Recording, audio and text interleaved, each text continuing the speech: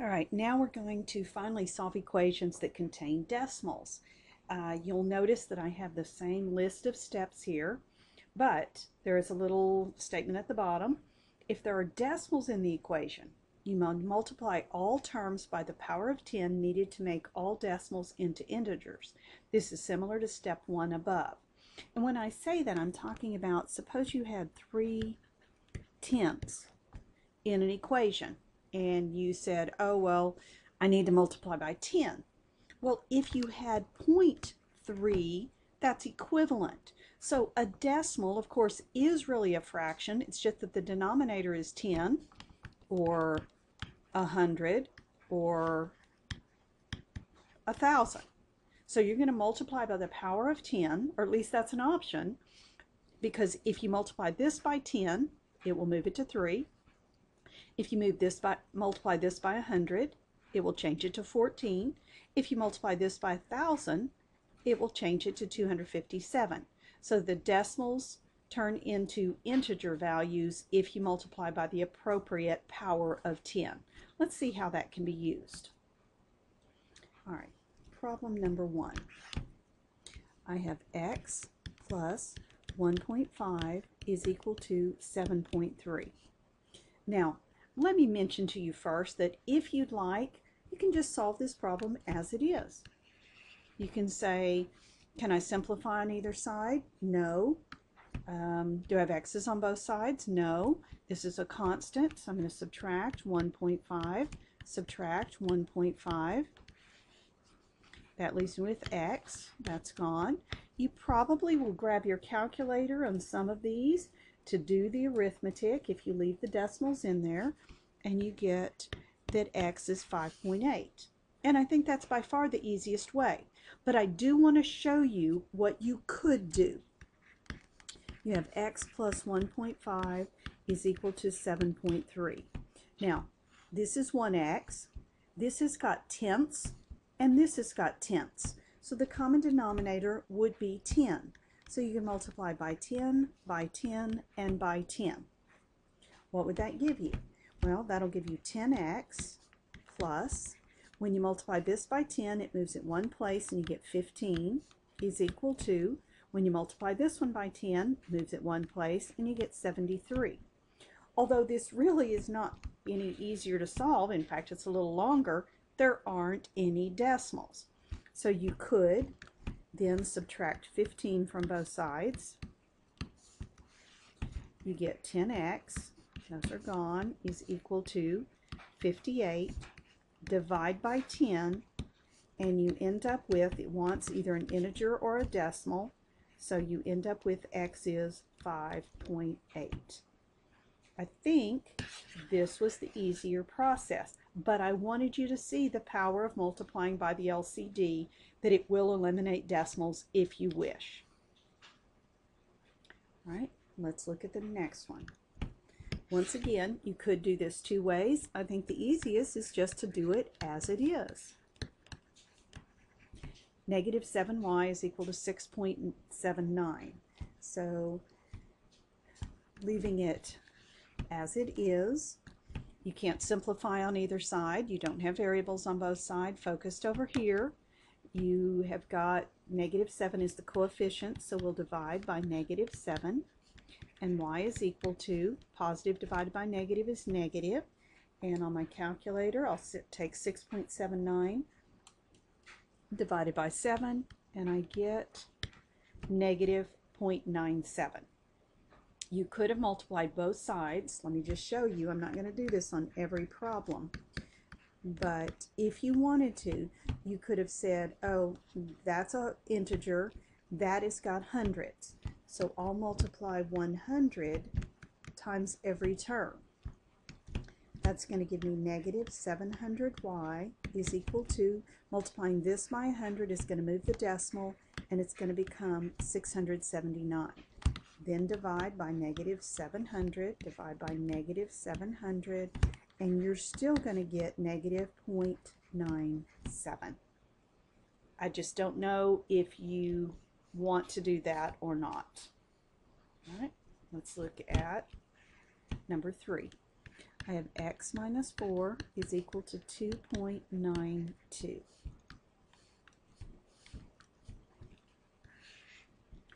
All right, I can't simplify on either side. I don't have variables on both sides. Focused over here, this is a constant. I will add 4, and I'm going to line it up under the whole number, and I get x is equal to, this will be 6.92. Number 4. I have 6.5x is equal to negative 64.35.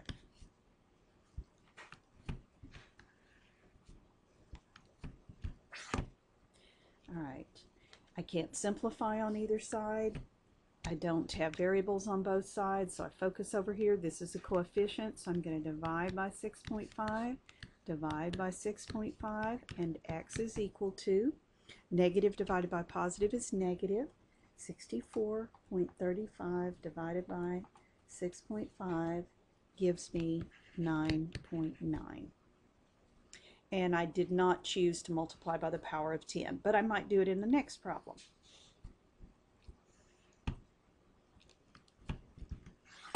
So my steps have not changed other than I have the option to get rid of the decimals if I want to.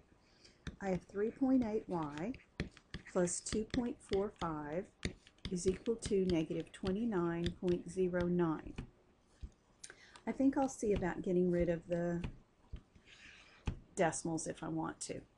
I have tenths, hundredths, hundredths, which means that I'm going to multiply by 100, by 100, by 100. Every term, whether it has a decimal or not, has to be multiplied by 100. The first one, it's going to move the decimal 2 places. That's going to give me 380y. I would have had to sneak in a 0. Plus, multiply by 100, moves it 2 places, 245 is equal to, multiply by 100, negative 2909. Okay, so now I don't have any decimals. I don't have y's on both sides. I'm going to subtract the constant, which is 245. Now, those are both negatives over there, so I have 380y. Equal to, these are both negatives, so I've got 2909, and I'm actually going to add 245, and I get, they're both negative, add them up and keep it negative, negative 3154. Divide by 380, divide by 380, y is equal to, negative divided by positive is negative, and I get negative 8.3. Now, I don't know if you see that as easier or not, because I could have taken that problem, 3.8y plus 2.45 is equal to negative 29.09. I could have left it as it was, subtracted the constant, 2.45, I have 3.8y gone is equal to, those are both negative, 29.09, add 2.445, they're both negative, add them up, keep it negative, negative 31.54. The number should, whoops, the number should look familiar.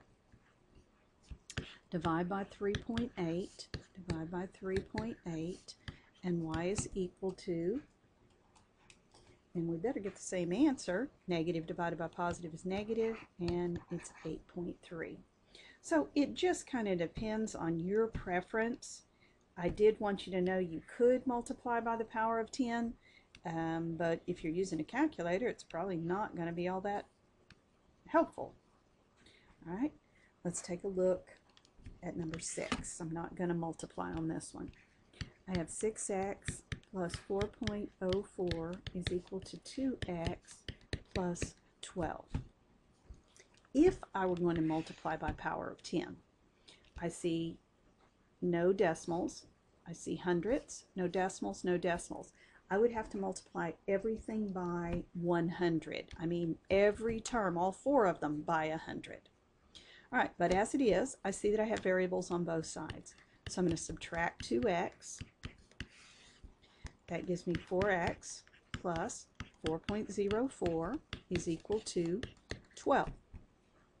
Subtract the constant, 4.04.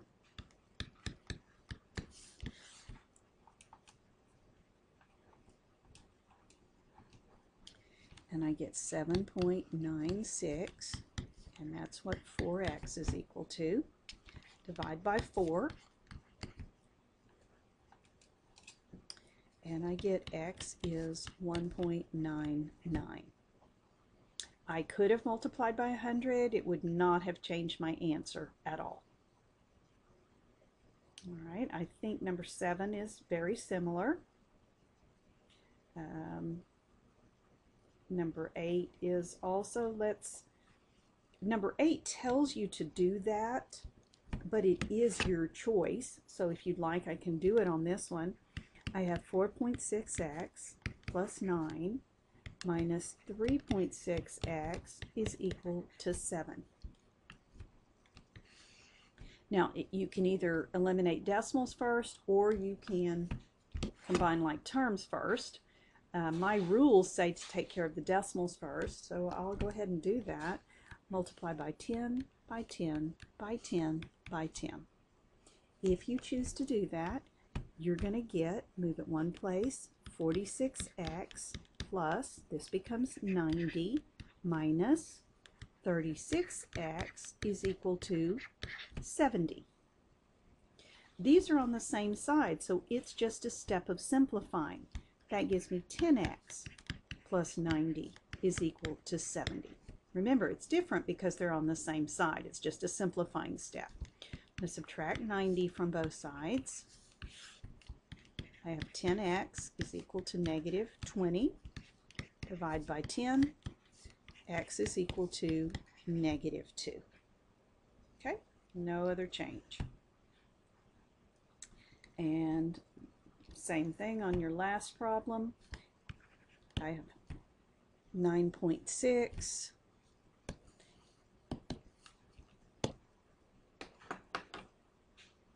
Oops, I'm not sure that I'm sorry, I had a little interruption. I have 9.6 is equal to 3x plus 3.9. I'm not going to get rid of my decimals in this one. I'm just going to look at it. Can't simplify. I don't have variables on both sides. Focused over here. I'm going to subtract 3.9 from both sides. So I have 9.6 minus 3.9. That's going to give me 5.7 is equal to 3x. That's gone. Divide by 3. And I guess I should show that step. And I have 1.9 is equal to x. So you can see there's really very little new when you're dealing with the decimals. You have the option to multiply by a power of 10, but it's not a requirement.